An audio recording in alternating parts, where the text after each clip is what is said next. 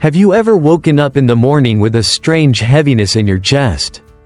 As if you had just stepped out of another world?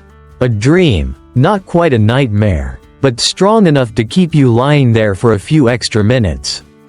Silently asking yourself, what did I just dream about? And why did I dream this now? At this point in my life? I once heard a man in his middle, 50-year-olds share that. He dreamt he was standing in a large boardroom, surrounded by former colleagues, people he once competed with during his years in the finance industry. In the dream, everyone was looking at him, waiting for him to speak, but no words would come out. His voice was gone, his throat closed up, and the eyes around him were filled with judgment, with doubt. He woke up drenched in sweat, his heart pounding, a feeling of shame and helplessness shadowing him the rest of the morning. He had been retired for 3 years, his career long behind him, yet this dream still found him, reminding him of something deeper, something that wasn't about work or status.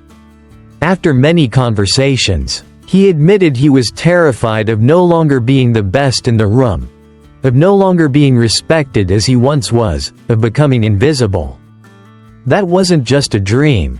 That was his shadow, the part of him he had tucked away, speaking to him through the faces of old colleagues, in a familiar boardroom, forcing him to confront a fear he couldn't name during the day, the fear of losing his worth without his title, the fear of being unseen when he no longer had a role to play.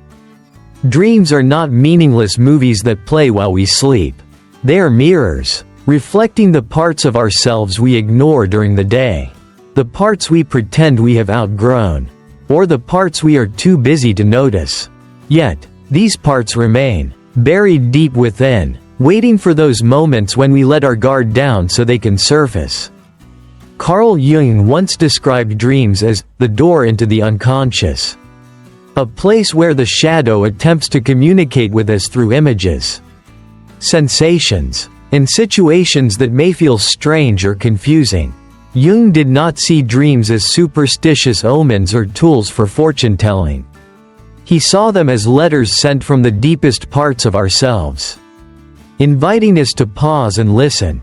A woman in her late 50-year-olds once shared with me that she often dreamt of driving along a long road, only for the road to suddenly vanish, leaving her car suspended in the air, falling, and waking her before she hit the ground. She was terrified, yet she felt the dream was trying to tell her something. As we sat together, she revealed that she had just decided to sell the home she had lived in for over 30 years to move closer to her daughter. This decision left her unsettled. A new life, a new city, a new community, new routines, all of it frightened her, even though she outwardly remained optimistic in front of others. Her dream of falling was not a bad omen. It was a reminder that within her, there was still fear about letting go of what was familiar and stepping into the unknown. Shadow work through dreams is not about finding out whether we are right or wrong, but rather asking, what is this feeling trying to tell me? What does this image represent that I have been refusing to feel? She realized that the fear of falling was really about her fear of losing her independence, of becoming a burden to her children, of losing her ability to direct her own life. The dream helped her begin a conversation with that fear. Rather than denying it, she started writing down her hidden anxieties, began having honest conversations with her daughter, and explored ways to maintain her independence in this new chapter of her life. She no longer dreamt of falling. Sometimes, she would dream of driving along a new road, the sky open above her, the wind gently brushing against her, and she would feel a quiet, unfamiliar relief. Dreams do not always come to us as beautiful visions, nor are they always nightmares. They arrive to remind us that there is still something within us that needs to be heard, understood, and accepted. They reveal hidden fears, buried desires, and the tensions we carry within ourselves. Many people, as they step into their 50-year-olds and 60-year-olds, believe it is too late to change, to heal, or to listen to themselves. But in truth, it is these dreams that become the most important reminders, inviting us to live more fully in the years we have left, allowing us to finally set down the burdens we have carried for far too long. If you have dreamt of being lost, perhaps you are in a season of feeling directionless and need to pause to ask yourself what you truly want. If you dreamt of being unable to speak, perhaps there are feelings within you that you have been holding back. Words that need to be spoken but are silenced by your fear of judgment. If you dream of running away, perhaps you are avoiding a decision you know in your heart you need to face. You don't need to decode your dreams in a rigid way. Instead, after each dream, take a few moments to close your eyes and ask yourself, what was the strongest feeling in this dream? What am I avoiding? What in my current life could this feeling be connected to?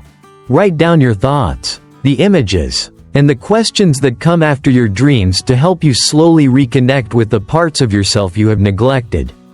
You do not need to rush to find the answers. Listening alone is the first step toward healing. Dreams do not lie. They do not exist to please anyone or to hide anything. They are raw, honest, and sometimes frightening, but they can also be companions guiding you back to the parts of yourself that need healing. As long as you are still dreaming, you are still living, still connected to the deepest parts of who you are. When you listen to your dreams, you are honoring yourself, creating space for your soul to breathe, to understand, to forgive, and to love. You may come to realize that these strange dreams are not your enemies but your silent companions, reminding you, pause, listen, and have the courage to live fully. Because there is still so much left for you to love, to discover, and to feel. And when you are ready to step into the world of your dreams with openness, you may find not only peace but a profound freedom within yourself, the freedom you deserve. No matter your age, if these reflections today have touched a part of you, and if you wish to continue this journey of listening to your dreams, understanding yourself, and healing gently, you are welcome to subscribe to this channel. Here, whenever you are ready to sit down and listen to yourself, you will find a quiet, gentle space where we can reflect together, rediscover peace, and learn to live more fully with the precious years we still have.